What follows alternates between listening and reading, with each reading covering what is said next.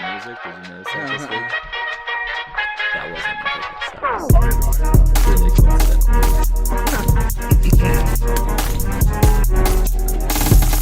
coincidental. Welcome to the newest episode of Tales from Tatooine. I'm Jacob. Fish. So this week is a bit rough, only because there's been this huge controversy around The Last Jedi. This huge rift within the fandom who have almost universally panned this movie. I feel like we're like a house divided. Definitely. Among Star Wars fans. It's crazy. And it's a shame, and there's a lot of things being taken out of context, or these ridiculous ideas of where this movie should have gone and why they made decisions that they made. I think we're going to kind of discuss that a little bit. I feel like we have to.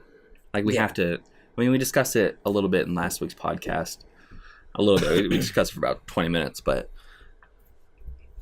there's just too much going on, and there's a few new revelations that have occurred, especially considering some comments that Mark Hamill has made. And I think it's important to discuss why we feel the way we feel in the direction that Star Wars is going. Only, if anything, just to get it off our chests, because it's kind of sad. It's kind of hurtful. It is. And some of the reasons are just so dumb. Oh, I think people are they spend so much time, like we did for years, thinking of all these theories, and they're just set on the future of the Star Wars films and where it's going and who's going to be who, and then they get blindsided with everything that's just nothing that anybody ever thought of, and everybody's all mad about it. We'll get into that. But as always, the news. So, this week in news has been slow again, and mainly, at least in Star Wars, because the controversy about the movie is kind of taken front and center. Today, as of filming, I think the most important news is today celebrates the 1-year anniversary of Carrie Fisher's passing. December 27th is the day we're filming this, and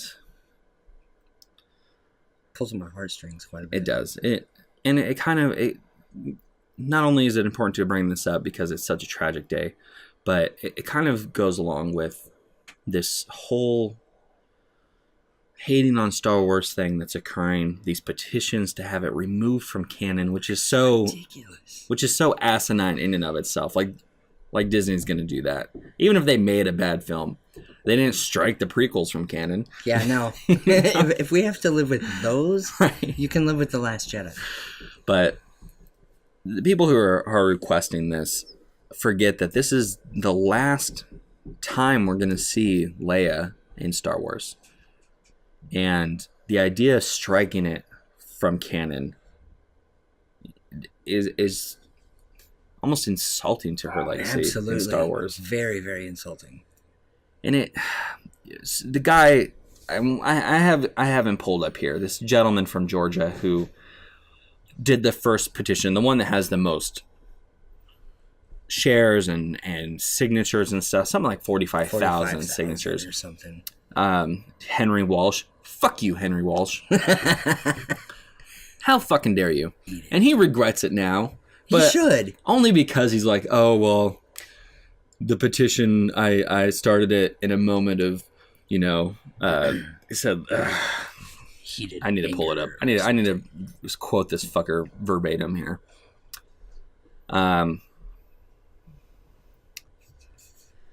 He had a moment of compromised common sense. But the only reason he regrets it is because he thinks that it won't serve its purpose. He's like, I regret it because it won't happen. So you should regret it because you're a fucking asshole. And your whole idea is stupid. But, fuck, man. I feel like some people forget some of the things we've received from Star Wars in the past, pre-Disney. That fucking animated short for the Clone Wars. the 2003 one or whatever. Jar Jar Binks. We're going to go off the rails in the news section. But people are comparing Rose to Jar Jar. Yeah, Are you out of your fucking mind? Compare, oh god, blank name, purple hair, took over after. Haldo. Yeah, they were comparing her to Jar Jar. Even I'm like, have you people lost your goddamn? It's minds? one of those memes, where the "Hold My Beer" memes. Jar Jar's the worst character in Star Wars. Disney, hold my beer, and it shows her. Oh yeah. Come on. Are you kidding? Come on. And a lot of it stems around, and I think this is where it gets the most ridiculous.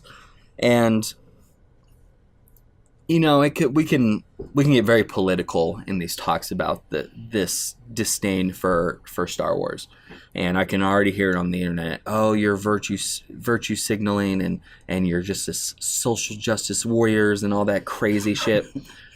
But if your argument is, oh, the resistance is all run by women now, you're a fucking idiot.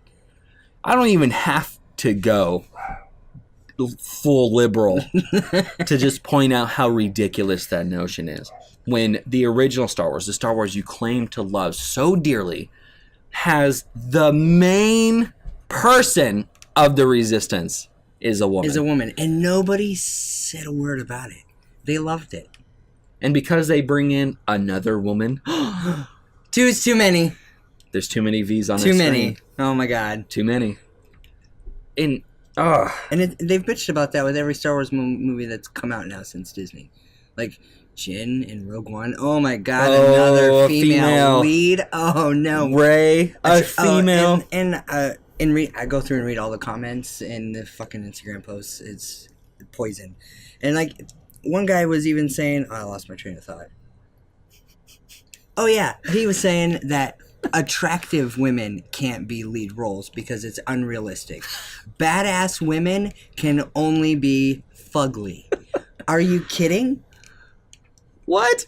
and like I argued back and forth with this guy for a while, and I just had to Does he stop. have examples? I feel like in a storytelling of Hollywood, are there really clear examples where we have plenty of examples of attractive lead women. Sigourney Weaver as Ripley? Charlize Theron and yeah, Mad that Max. was one that he pulled up. He's like, these women could never actually do these things because they're so attractive. Because your attractiveness determines. We're getting way off track here. But so you have upset me for the rest of the podcast just with that information. It's just so crazy. That doesn't make any fucking sense. So he's like, Daisy Ridley could never actually be this person because she's far too attractive. That's his complaint for too many lead women in Star Wars. People like this still exist. I don't even know where we could begin with that. You, sir, on the internets are an idiot. Misogynist. Okay, so I'm going to play this Vine in this podcast in a minute or a few seconds that kind of sums up this whole thing. So I'm not going to tell you what it is. I don't even know what it is. This is off the cuff because I saw it yesterday and it's perfect. So I'm going to play it right about here. I'm just going to let it play. 4 female Ghostbusters, the feminists are taking over. I'm an adult virgin. 4 female Ghostbusters, the feminists are taking over. I'm an adult virgin. You're welcome. That sums it up, and you're going to love it. I'll send it to you later. But no, we're getting way off track. Carrie Fisher died a year ago today. Horrible. These petitions to have it removed from canon are just a slight on her, and it's fucking insulting. Fuck you, guy from Georgia. Insane petition. But let's move on. Let's move on to another part of this whole argument. Mark Hamill, as of last night, tweeted out a response to a interview he did where he talks about how he doesn't feel that this Luke Skywalker is his Luke Skywalker. Mm-hmm. He says he feels it's kind of like he had to view it as a different character. And we've known about his hesitations for this Luke since like May, when he revealed that when he first read about Luke Skywalker, he had to actually confront Rian Johnson and tell him that he didn't feel like the direction was proper. Mm-hmm. but that they had a discussion concerning it, and he understood that Luke Skywalker was needed for this story. Now, there's two ways to kind of view this. First, you can view it as, oh, he hated it. He did it just because he was obligated to do it. But I don't think that's necessarily correct. While partially correct, he wasn't a big fan of that Luke, only because it was so different than the Luke he feels he portrayed, and the way he feels his character would have progressed.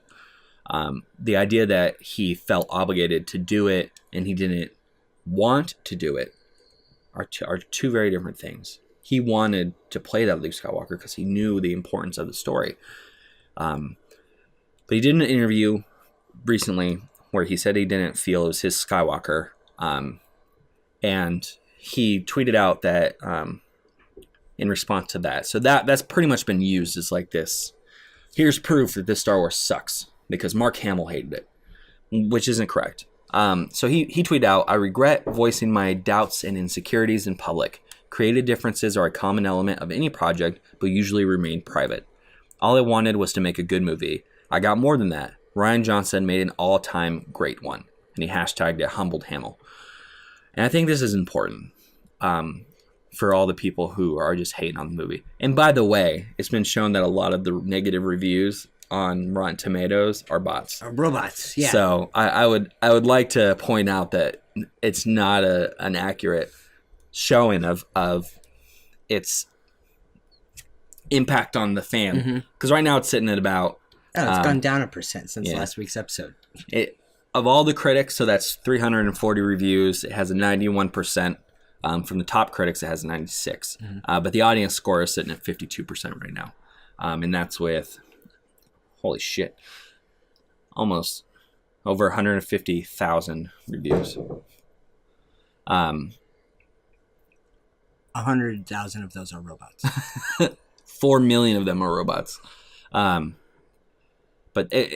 for those who are negatively, I watched like 15 videos of people just ranting about how much they hate the new Star Wars. For those who are watching this and they disliked it and they're like, this is Mark Hamill, he said he hated it, so we hate it because it's not Luke.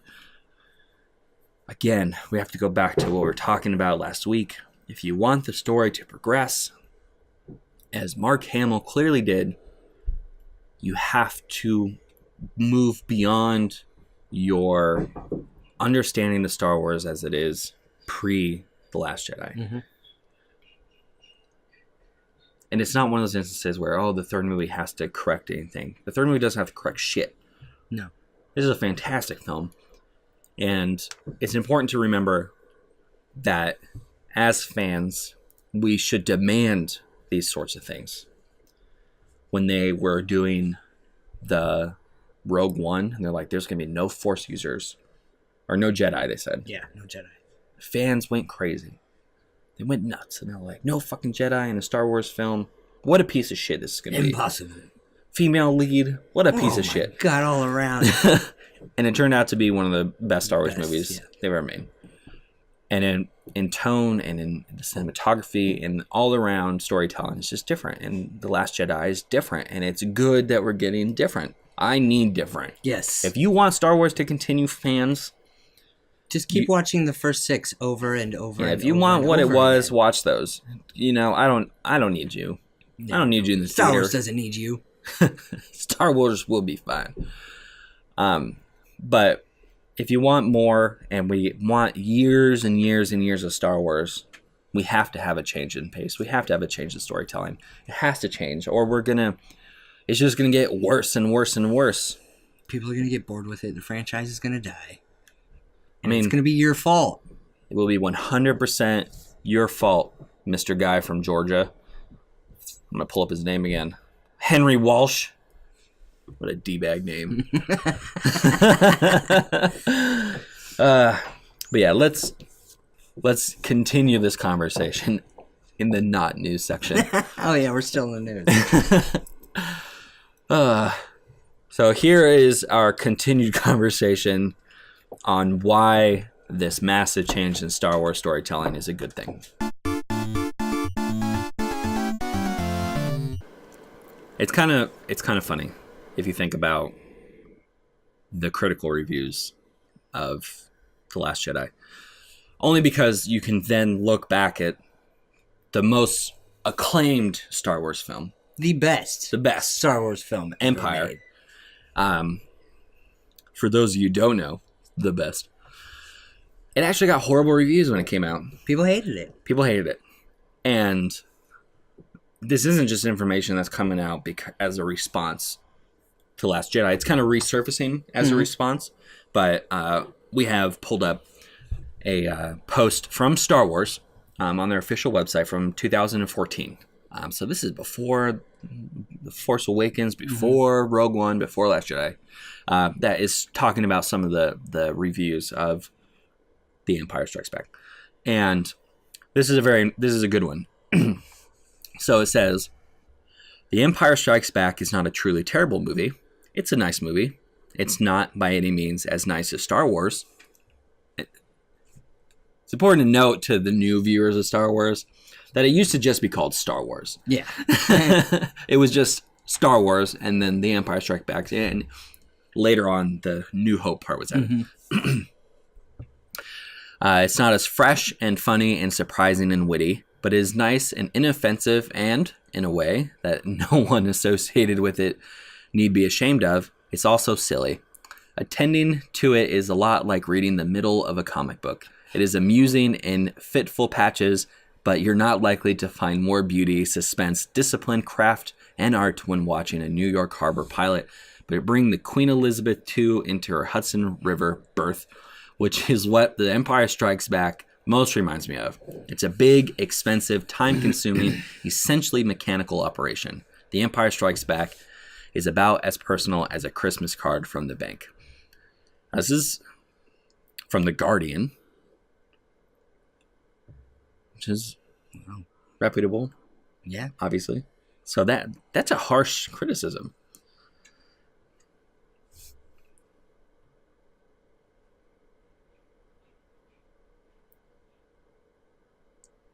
Some good reviews, of course.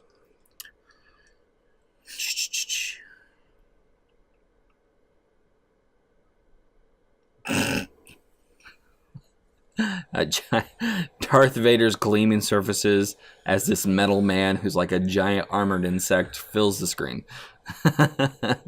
It's kind of true.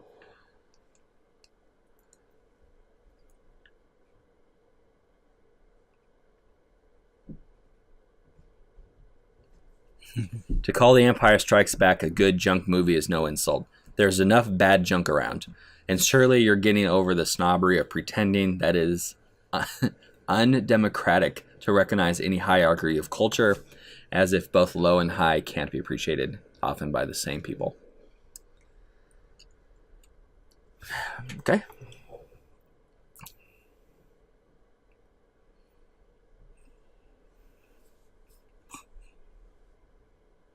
These are some weird reviews. Anyway, they're just watching us read the screen. Yeah.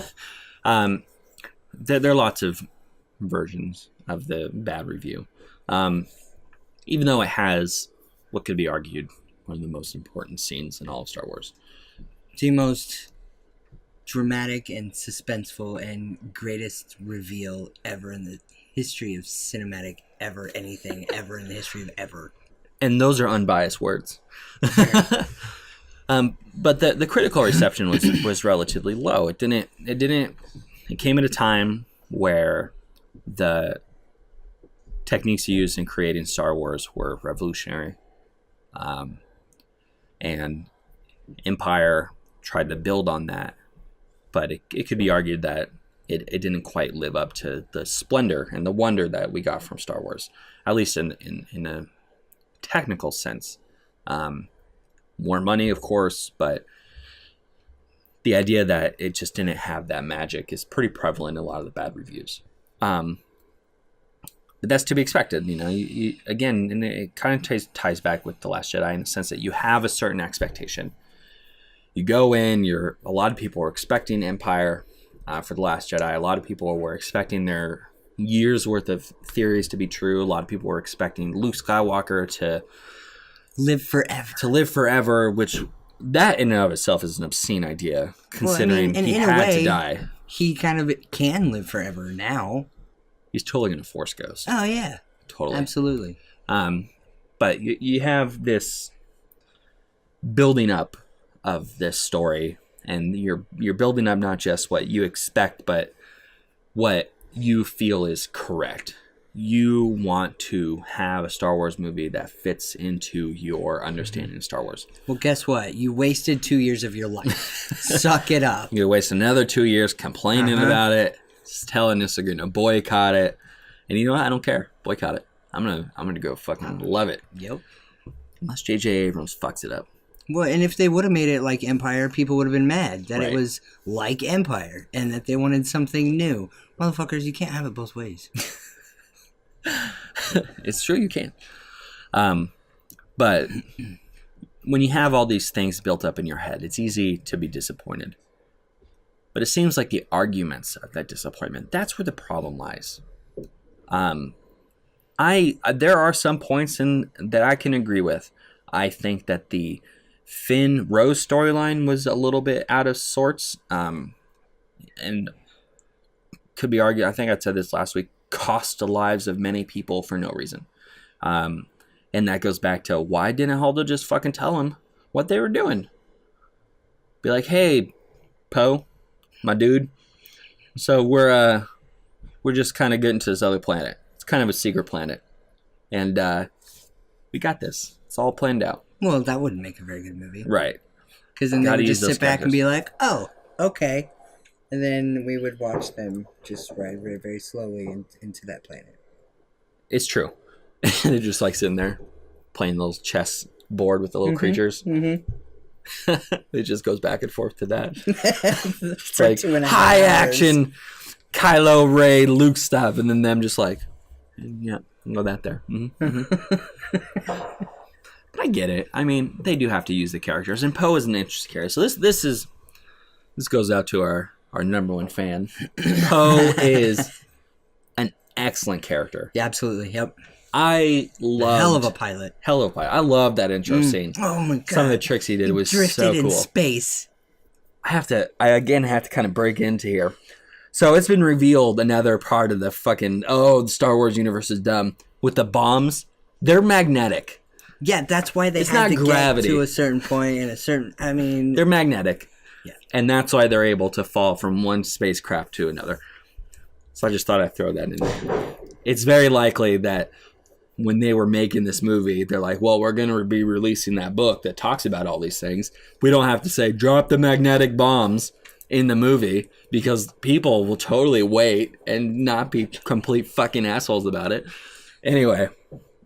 and it's a movie. It's a movie. Get over They it. can do whatever they want. They have freaking laser swords. Freaking laser swords. But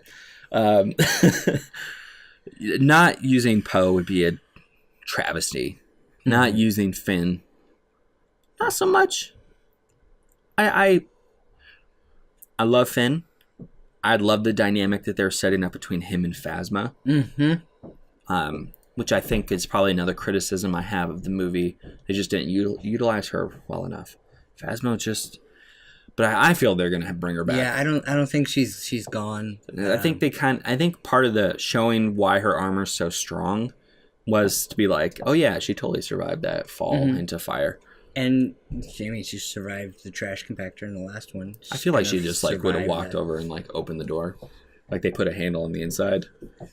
You know, Was there a handle on the inside? I No. guess that was a different Death Star. That was on the Death Star, right? I don't know, man. Yeah. She survived that. Anyway, I'd like to see her come back all scarred up from that break yeah. in her helmet. Yeah. Dope as shit. No helmet though. I just want to see Gwendolyn Christie rocking around. I mean, surely we're going to eventually. Why would you get her to play Phasma if she's just going to die and die? Maybe they needed just a really tall female. I don't know. I hope they bring her back. But that's another criticism. I mean, there are legitimate criticisms of this movie, and that's not a bad thing, you know. I mean, it sucks that there's plot holes and there's flaws in some of the storytelling, but to take it to the extreme and the big difference between constructive criticism and these just blatant disregards for human thought are terrible. And this is what's going to ruin Star Wars is the fans. The fans are going to come in, they're going to demand this, and either Disney says fuck you fans, which they probably will, because they should, or they concede to them, and J.J. Abrams gives us a fucking Return of the Jedi. That would be a very bad idea, and I think they know that. The Porgs are taking over. They got spears now. They got spears now, and they're cannibals. And they eat troopers. I can see that. Horrifying little creatures. Or they eat Wookiees now as retaliation. That'd be horrifying. Chewbacca on a spit facing. Yes. Can you imagine him without hair? Oh, I wonder what he looks like without hair. Probably terrifying. See his dong. Do Wookiees have dongs? They must. They reproduce, right? Right, but do they reproduce like we do? I don't know. I mean, he was born. They're mammals. Yeah. He probably does have a dong then. Good old Wookiee dong. There has to be some weird porn parody out there. We're going to find it. We're going to play it on next week's episode. If I can find a screenshot that's totally not a porno screenshot, because that'd be freaking weird, I'm going to put it on the screen, because I'm sure that there's one, and I need to see it. I played at work on a loudspeaker. This podcast is all over the place. Oh, wow. But the criticisms of this movie aren't, oh, well, they should have, focused a little more on a cleaner story for Poe and Finn and Rose. It's like, oh, there's Asians in this movie. Freaking SJWs. Or such a PC cast. I don't know how many times I've read that. All the times. It's almost in every negative review I see. They say that they sacrifice a diverse cast for the sake of, at the expense of storytelling, which doesn't make any sense. It's so diverse. It's like it's almost illogical to say that, in the sense that if they were all white and given the same story, would they be like, oh, they're got all these white people in there and they're racist, and who the characters are, their ethnicity, their gender, these don't play into the storytelling. You don't have to sacrifice storytelling to bring like in a black actor. Don't matter anymore. It is 2017. We're not making a film in the 50s. None of that shit matters anymore. So ridiculous. But these are the criticisms they have. They're like, oh, PC cast. Oh, women leaders. Oh, attractive women leaders. Oh, bombs are falling in space and doesn't make any sense. It's like they just want to nitpick, to try to find anything they can to bitch about. These are things that just don't matter to the overall story. Right. And again, it's that inability to see into the future of Star Wars. The big picture. And to realize that if they're real fans and they want more Star Wars, these are the kinds of things that have to happen. They have to move forward in the story. They have to become more diverse. They have to show more of the galaxy. And just one more thing on the fucking diversity problem. This is a galaxy full of the craziest ass fucking aliens. Oh, fuck. It's like, oh, yeah, green people, purple people, tentacles, whatever. Blacks. Women. Human women's. Can't have that. We can have 15 huts. Sure. But none of those V's on my screen, man. Keep that shit at home. In the kitchen. I don't care what you do at home. Just don't put it on Star Wars. I think I'm done talking about this.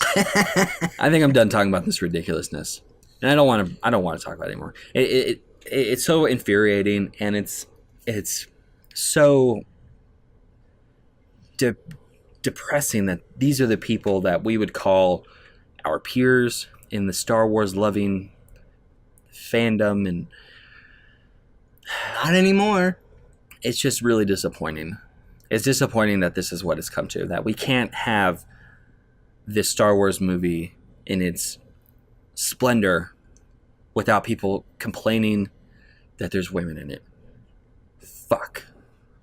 And again, not to get political, but fuck Trump. And for making this a normal fucking part of existence. That people can be like, women, Asians, diversity. Can't have anyone but white males in Star Wars. Make an Obi-Wan film and it's just Obi-Wan just sitting around.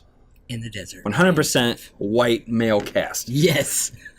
No See diversity. how you like that. Just sitting around. Can't even have Sam people.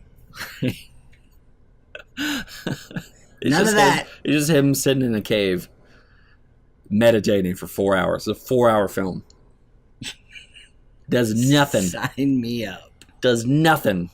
There's your fucking non-diversity, you piece of shit. Mm-hmm. Let's move on into something fun. Let's talk about one of those plot holes. Let's talk about the Poe, Finn, Rose storyline a little bit, and where it succeeded and where it failed. Yeah.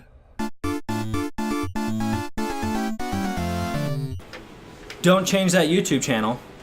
It is still us. You didn't wake up in a parallel galaxy. We just had technical difficulties and fucked it all up. The whole day. The whole day. It's like 9 hours later. And we had a good bit to show you. I don't even remember what we were talking about. Well, we wanted to discuss the Poe, Finn, Rose storyline. Right. So we're going to kind of delve into that a little bit. Give us some legitimate criticisms that we believe people are making, and then why it's still a good part of the movie. You know, I consider their part to be just the fun part. Yeah, we got to see new creatures, a new place, had a little bit of humor in there. Mm-hmm. You know, but let's start with the legitimate criticisms. The first being that it's pretty much a pointless plotline. Right. Well, I mean, this thought just entered my brain just now. So the little boy at the end with the broom, okay, he was on Canto Bight. Yeah. We never would have seen that had they not had to go there. Yeah, I mean, the introduction of the very, place. very long segue. Yeah, I could see that, but I guess in the bigger sense, they could have. Let's talk about where the problem is first, because you are right. I think they had to kind of introduce a new place to us. So the big problem is that the mission for them to embark upon could have been avoided if Hondo-san,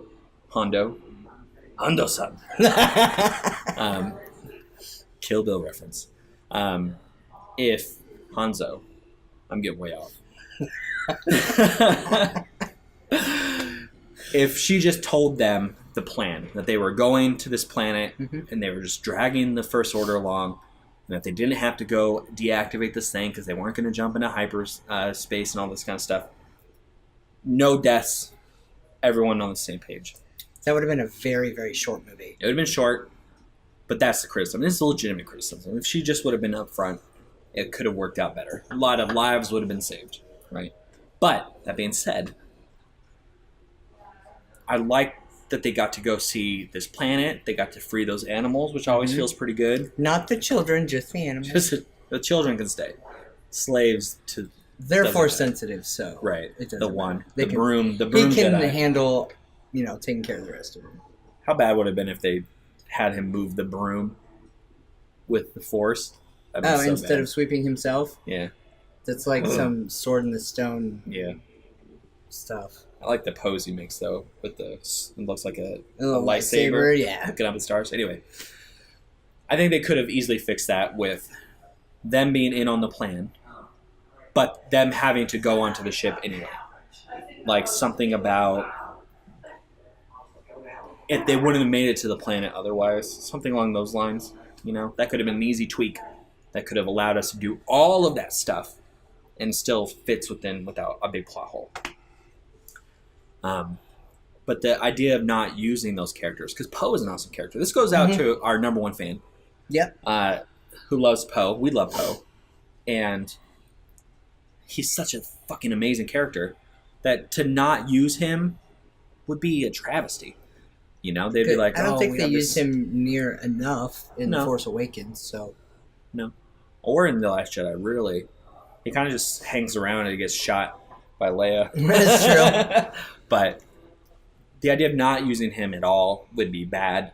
They could have used him better because that first scene with him is so phenomenal. Good. It, like, definitely shows what good of a pilot he really is. I feel, though, that they're kind of setting it up. And again, it always feels like a setup. But the idea of showing that skill level for him when we go into the next movie in Episode 9, where the rebellion has to go up against the First Order in some final epic battle, that we're going to see some fucking Poe. Mm-hmm. And he's going to kick some ass. Shit, yeah. Oh, it's going to be good.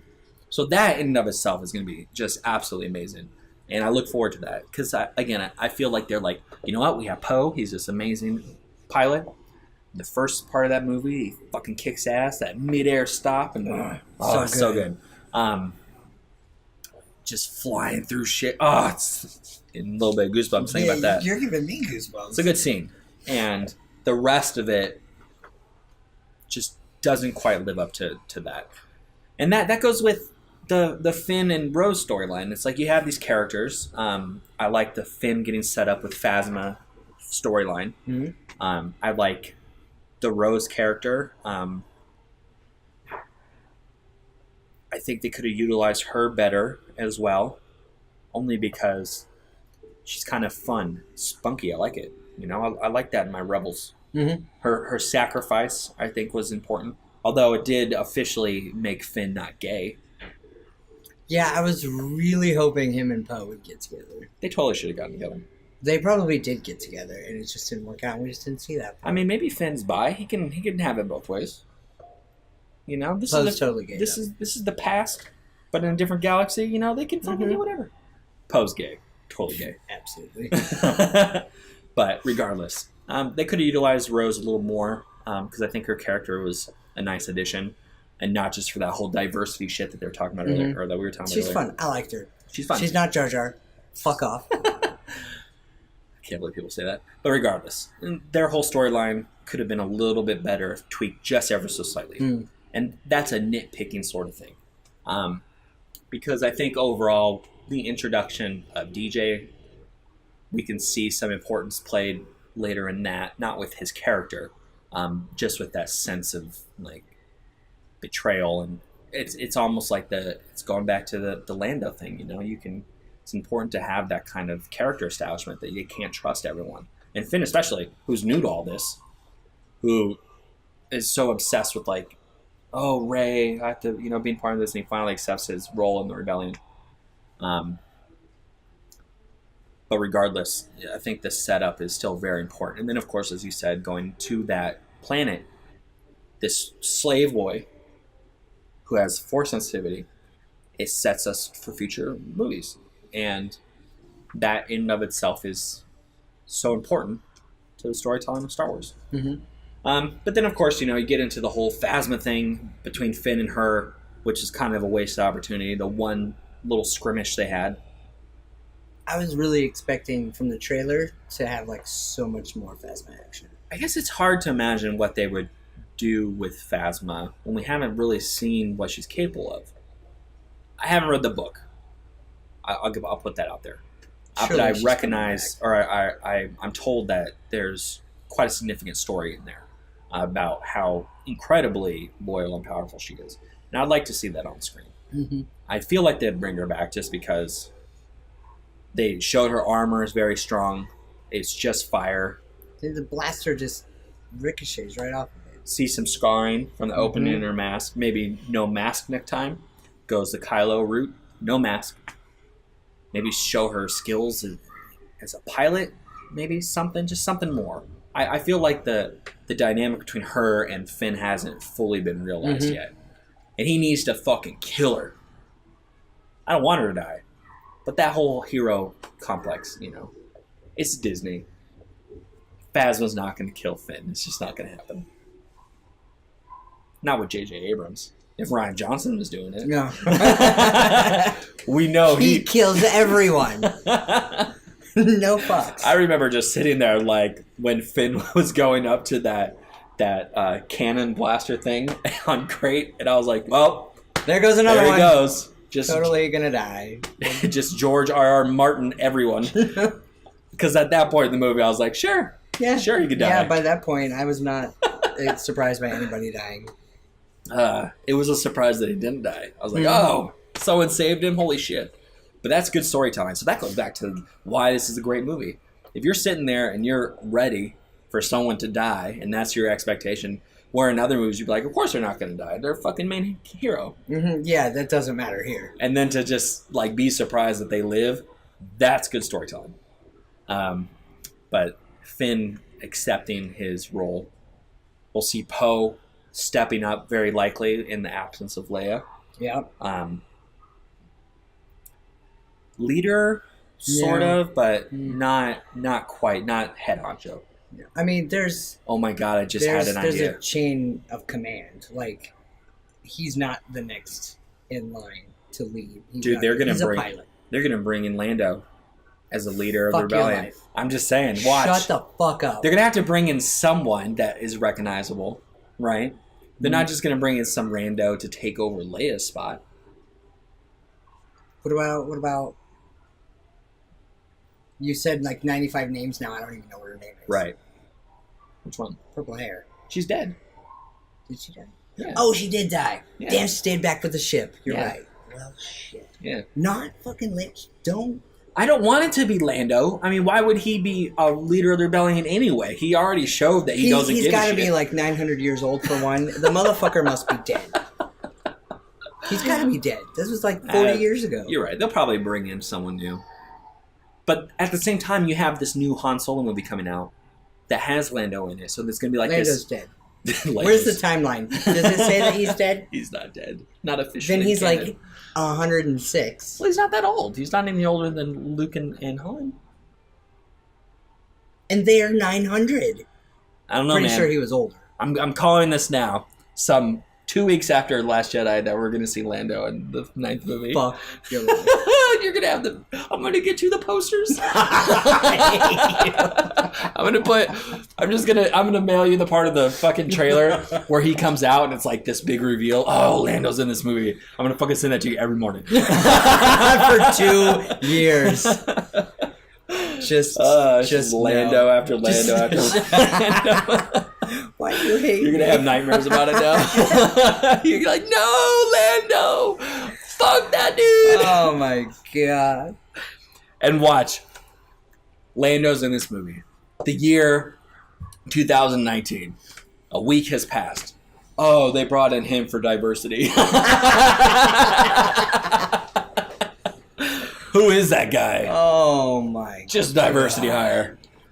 Oh, man. Just no. Is that actor even still alive? Yeah.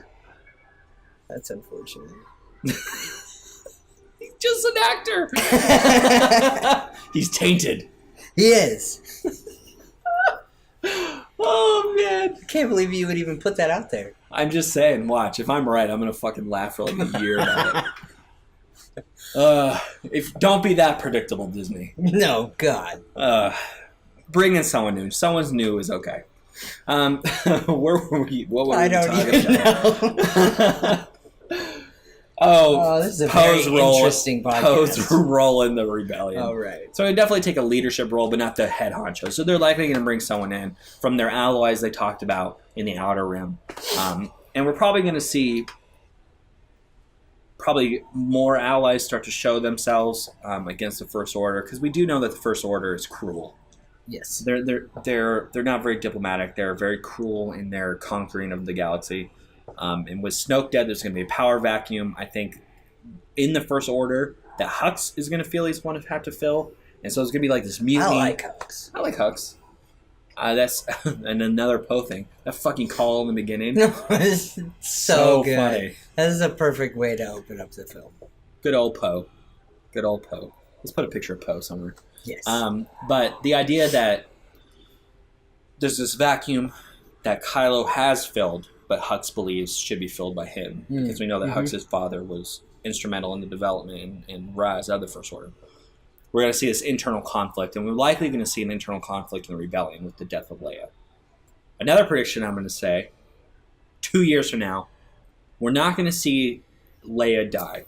We're not even going to see. It's going to be like we're going to see her funeral.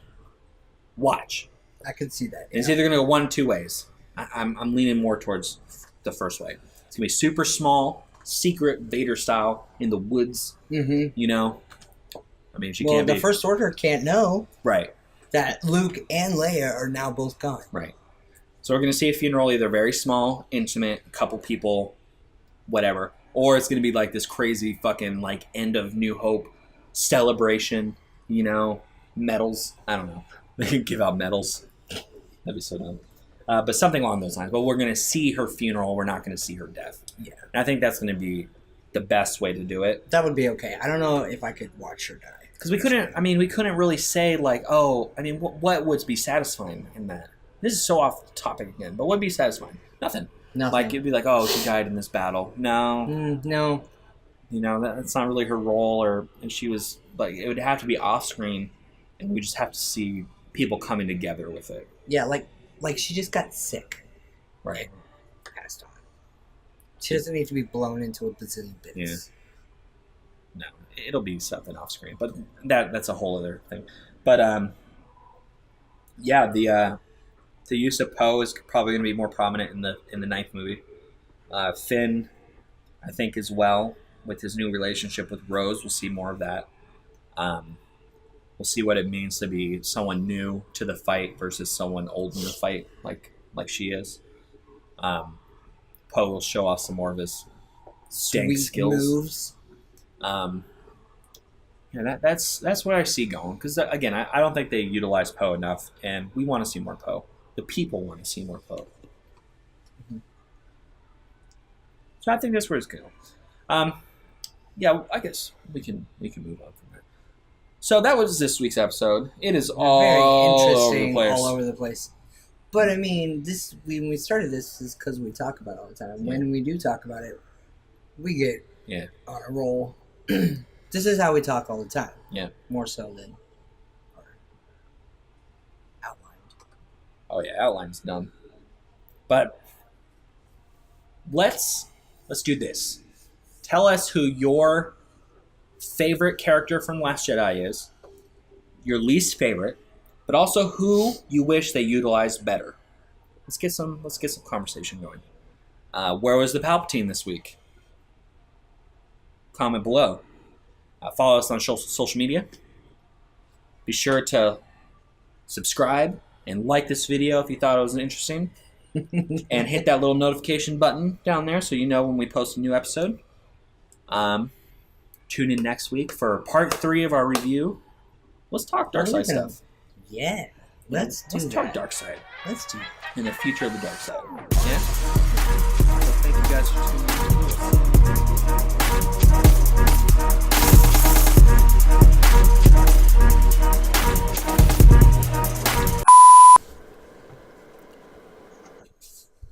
You ever notice I tend to start all the introductions like this? Like this, yes. We're gonna talk about and then you this. end them with a song.